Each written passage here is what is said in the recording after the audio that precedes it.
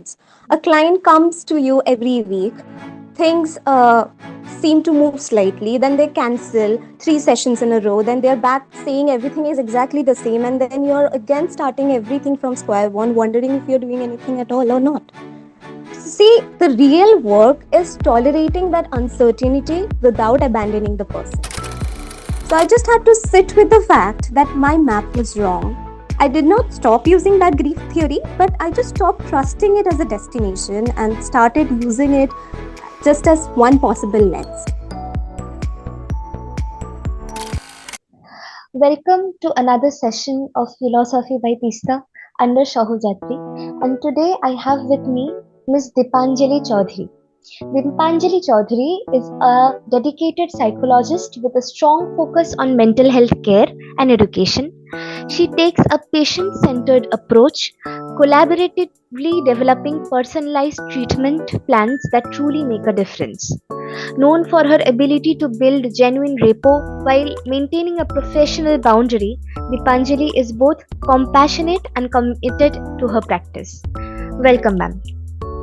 So today, our agenda for discussion is the changing face of psychology from theory to practice.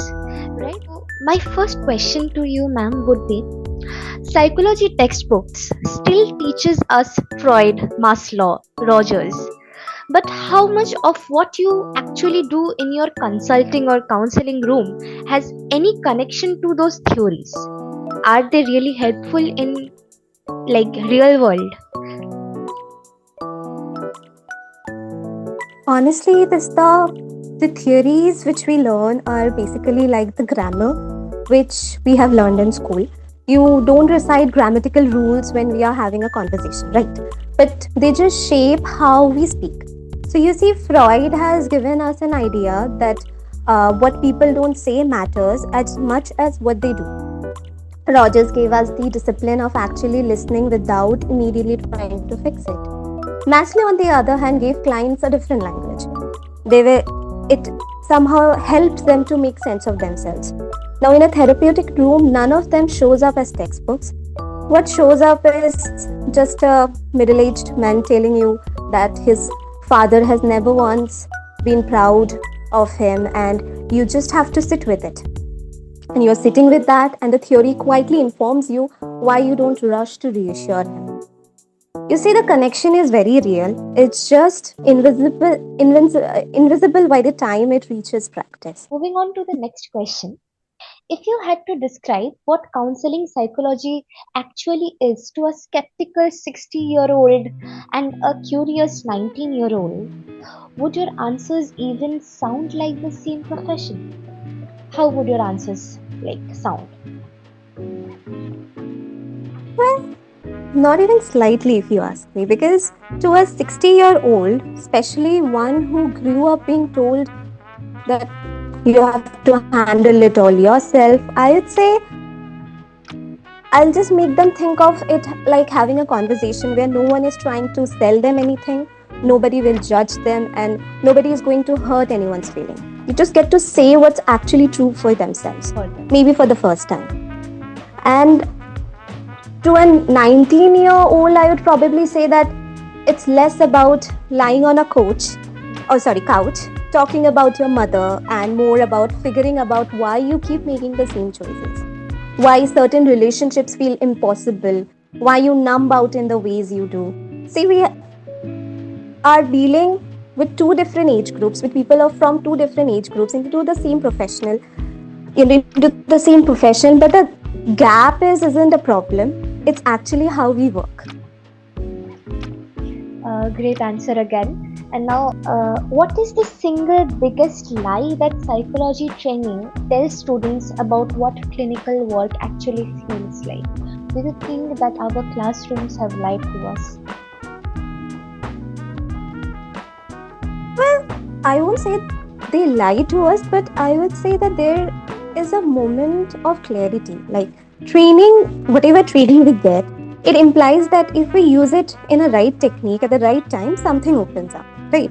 The client will get an insight, they go home, things shift, very tidy, etc. But what nobody tells us is how much of the work is sitting there for months. I mean, how much we are working there for months. A client comes to you every week, things seem to move slightly, then they cancel 3 sessions in a row, then they're back saying everything is exactly the same, and then you're again starting everything from square one, wondering if you're doing anything at all or not. See, the real work is tolerating that uncertainty without abandoning the person. That's not taught in any module, trust me. At least I have come across. So you just learn it by surviving it. How do you manage that? Like I have not counseled someone, but counseling works between peers as well, right? So when a friend Yeah. is making a mistake and I try to give them some solutions to it and they come back to square one and make the same mistakes again, I tend to get very frustrated. So how do you manage that in a counseling room? You see, uh, there is a gap where we have to bring a change, where they know that the change is to be made, but they are unable to bring that change. That's where therapy lives in. So I think bringing, going when everything goes back to square one, and again you have to just compose yourself and bring it all together and work again like how you started. It's a kind of a challenge, but you just have to be composed. You just have to bring yourself. That's what I do. I just bring myself together. I just lock in myself again, thinking of that this is the person, this is the room where I am, that person is vulnerable, that person has come to me, I have to help him. So that is something what I do. I just calm myself down. I, lock in again. I try to be, as, I come up maybe with some different modules, or maybe come up with some different changes in the plan which was originally made for that person. Has there ever been a moment where a client's reality completely shattered a theoretical framework for you? And what did you do with it? Yes, it happened once. So there was this woman I was working with whose husband had died, and that was not even very recently, about 4 years prior. So every framework I had been trained in was, it was telling me toward grief stages. So I was, somehow working in, to make her find closure. But honestly, she had no interest finding closure. She had no interest in closure. She just wanted to keep him alive in her daily life. She talked to him, she cooked his favorite meals, she kept his chair at the table. So, whatever training I got, it had quietly told me this was unresolved grief, maybe pathological, but she was very functional on the other hand. She was warm, deeply connected to her children, and this is the part that stopped me. Because she came to me and she said that, ma'am, I have never been more at peace. I'm loving whatever state I'm in right now. So I just had to sit with the fact that my map was wrong. I did not stop using that grief theory, but I just stopped trusting it as a destination and started using it just as one possible lens. That distinction is everything.